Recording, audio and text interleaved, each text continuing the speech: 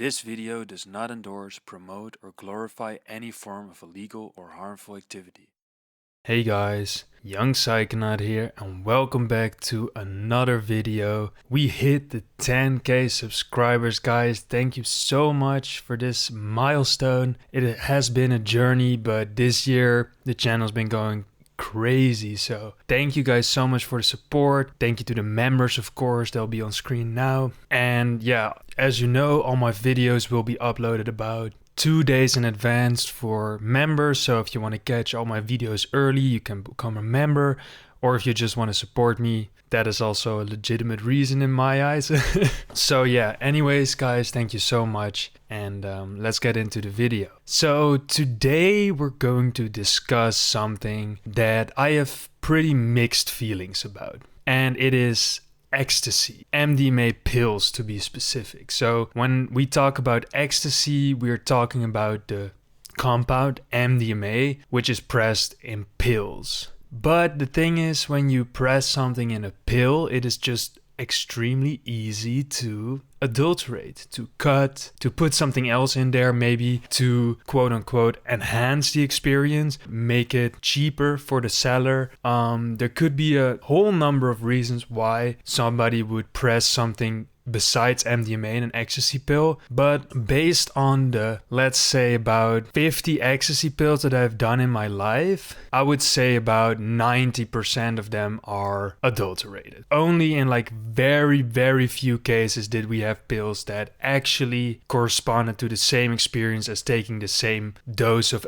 pure Molly MDMA crystals. Of course, if you have Molly powder or something, it can also be adulterated. But if you have like big chunky crystals, generally that will be a better indication of purity than a loose white powder or a pill or something. So I'm just gonna say before we start into this video is going to be pretty critical of MDMA, of ecstasy. So don't take this as a right out critique of MDMA or ecstasy. I also have had really beautiful mystical moments on it, especially in the beginning when the magic wasn't gone yet. But these stories will not be to say don't do ecstasy, it's terrible, like don't try it. It is more to say that maybe ecstasy or MDMA should not really be your drug of choice. Like I'm saying, basically it is pretty cool to try it maybe a few times in your life, but if you're gonna do it like every few weeks or even more frequent, it is probably going to cause some major problems in your life. I mean, there's also been some new studies now that really show that MDMA does have a very major effect on the degradation of your serotonin system. So it is very wise, if you want to do MDMA safe, to wait at least a few months, maybe a year. The last few years I did MDMA every year, and I still say that I'm still kind of not really back to baseline mood after a few months after the experience. Most of these things are, I would say, correlational. I mean, they could be caused directly by the MDMA, but like, yeah, maybe some of these things are not directly tied to it. But they did happen very close around heavy ecstasy use, so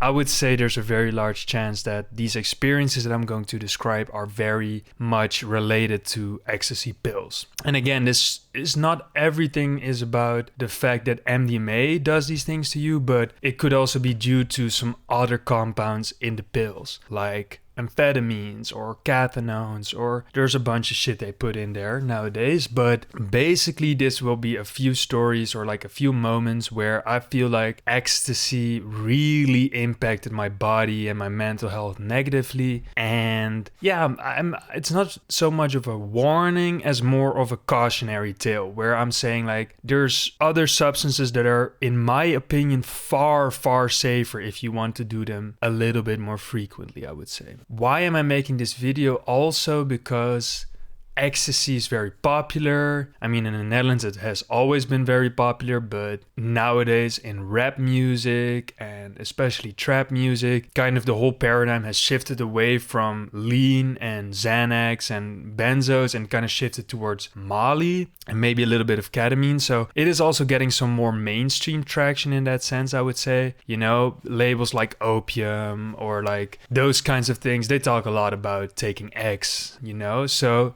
maybe that could also be inspiring a new wave of young people to try it. And again, I'm not saying you shouldn't try it. I'm just saying there are some certain risks to it, and I've experienced some of these risks myself. So the first thing that really like went pretty wrong, I would say, with ecstasy MDMA is that it can cause physiological changes to your body in a way that can make you, for example, prone to becoming unconscious. So I had a pretty hefty ecstasy experience the night before, and then the day after I was in the train on my way to Central Station. So the train was basically packed with people to the brim. I was basically standing in the train because there were no seats. That's how packed it was. And about 5 minutes before we reached the end station where I had to get off, I just fainted in the train. And I just literally fainted right there on the ground, hit my head pretty hard. Blood started to pour out all over my face. It wasn't extreme, but like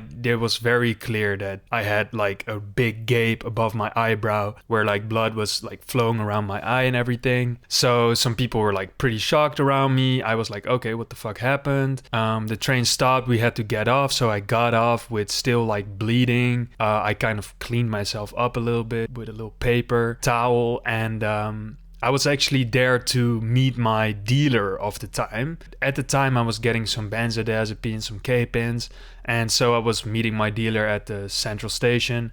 So when I went up to him, he was like, "Did you get into a fight?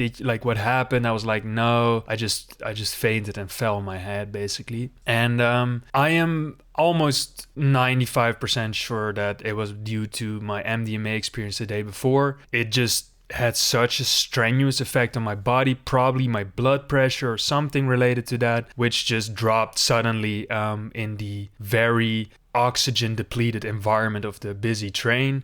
So yeah, I mean, and I've been in a lot of busy trains and never even came close to becoming unconscious because of the oxygen. So I would say there's a very high chance it was related to the MDMA, the ecstasy. Another experience that I had relating to ecstasy is when I also had a pretty good ecstasy bender of something like 14 hours. And the day after, I was actually going to look at a potential house where I could live as a student, and we were just like going around looking at different apartments for the day. And basically during that, I could not go to the toilet. I had to go really bad, like I really felt my bladder being full. I could not initiate a stream of like urine. It was impossible, and that lasted for about 24 hours, maybe a little more, where I literally could not pee. I tried as hard as I could. I tried fully relaxing. I tried pushing it out. Literally, it was totally locked. That was pretty scary because, well, at a certain point I could pee again, so that was a big relief. But if that had lasted for longer, that could have been an actual medical emergency, because at some point you need to get rid of some of this shit, some of this some of this liquids, some of these fluids. So that was also pretty scary because it was also just, it felt like, very unprompted, but it was definitely because of the MDMA. I've had problems with urinating while I was on MDMA, but I had never had that problem after the experience was over. So that was also kind of a thing for where I was like, okay, this shit really can impact your body extremely heavily. Maybe like not do it that much, because that was also a moment where I stopped really doing MDMA that much. Another, and this is not really one experience, but more of like a bunch of experience, where we used to take benzodiazepines and they will make you really, really stupid. Even if you promise yourself at the beginning of the night, I will not combine this benzos with anything, due to the fact that your brain activity is just totally halted with benzos, you're just still gonna do it basically. Your all your inhibitions are basically gone. So often when we did benzos, somehow I got the idea to pop an ecstasy pill with my benzos. And I've told this story a million times, but basically what happens when you combine MDMA and benzos is you get into a kind of like an excited delirium, where you're seeing like full, true hallucinations of things that are not there. Again, I talked to the shadow people, and luckily we were very, let's say, chill benzo users. Like we just basically hung hung out on the couch. We never were active on benzos, but if we were, being in a delirium like that could have really gotten me into trouble really bad. And not only with the law, also just like physically, because basically anything goes in that state. It's really weird. And I was not really, because of the benzos and because how stupid you get from them, I was not really aware while I was on the delirium how like far gone we were. So that could also have been instigated by some kind of amphetamine adulteration inside of the pills. Honestly, I think that is a more compelling case than just MDMA doing that, but there's no real way to know because we didn't test those pills back then. We were way too lazy for that, basically. So yeah, I would definitely test your stuff, but again, there's if you get ecstasy pills, there's a pretty high chance it will not test only for MDMA. Of course, we've also had our fair share of really extremely painful gurnings where your whole jaw is locked and just the only thing you can do is kind of like pulsate your jaw around trying to get rid of that god-awful feeling. It's really terrible. Actually, MDMA on itself has a lot of side effects. So it is fun to try a few times, especially at the beginning when the magic is stronger than the side effects. But at a certain point, like after 10 times doing ecstasy, you're just not gonna get that initial like wonder and awe and like really feeling like, wow, this is so amazing. Like the last time I did MDMA was kind of a letdown and so many side effects. It was kind of annoying. And of course, you can't mention MDMA without terrible mood shifts for weeks after. And this has been getting less intense as my mental health has gotten better, but I used to be literally kind of bipolar back in the day, doing ecstasy, being like in a manic up phase, and then a few weeks of like basically depression. And of course, this is also a symptom of doing it too often, but even after waiting for a year and trying a pretty low dose of MDMA again, I just had not as good as of a mood of weeks after as I normally have. And I would say it's not worth it anymore for me. Let me say that you can say, oh yeah, but other substances also kind of cause these things. And I could very confidently say they have never caused these problems with me. Maybe you guys get really weird side effects from DXM or from ketamine or shrooms or even cannabis, but I have never been unconscious because of another drug. Even ketamine has not made me unconscious in any way. It just put me into a K-hole, but you're still conscious while you're in a K-hole. So again, shrooms, especially also weed, like I know I do way too much weed, and of course you could say I'm addicted, whatever, it doesn't really matter how you define it. What it really comes down to is that weed has never caused these problems for me. Weed has never caused me to have physical like disabilities basically, or in a state of delirium, or even like mood shifts or anything. I'm not saying it doesn't affect me. I'm just saying that it seems like MDMA and amphetamine-like substances are just fundamentally different when they interact with my body than other categories of substances. It seems that with psychedelics, with cyclohexylamines, I think that is the category of ketamine, but I probably botched the name.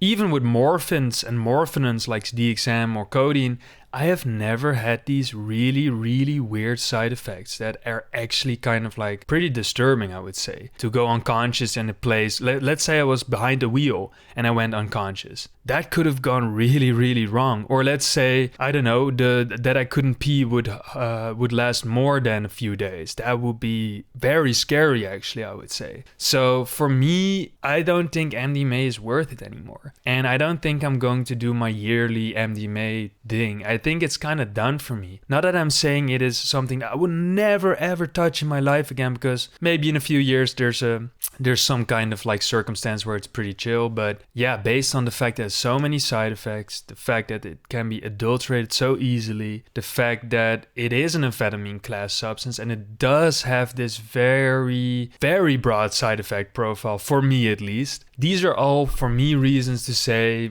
maybe ecstasy, MDMA, it was fun while it lasted, but it's just not something that's interesting to me or even beneficial in any kind of way. So yeah, guys, I mean, that was kind of the story about how I kind of found out that ecstasy is maybe not really the best drug of choice. A lot of people use ecstasy almost weekly, and this is definitely causing major problems for them, mood-wise, learning-wise, probably a host of other problems and physical ailments. So I would definitely say if you take MDMA, this is just a pro tip for me, if you take MDMA for like quote unquote partying or quote unquote like being at music events or anything, switch to DXM. I'll tell you, I've been to many parties, music events on ecstasy, and I've been on many party events and shows, etc. on DXM. DXM always wins. It has better music appreciation. It is easier to handle for the body.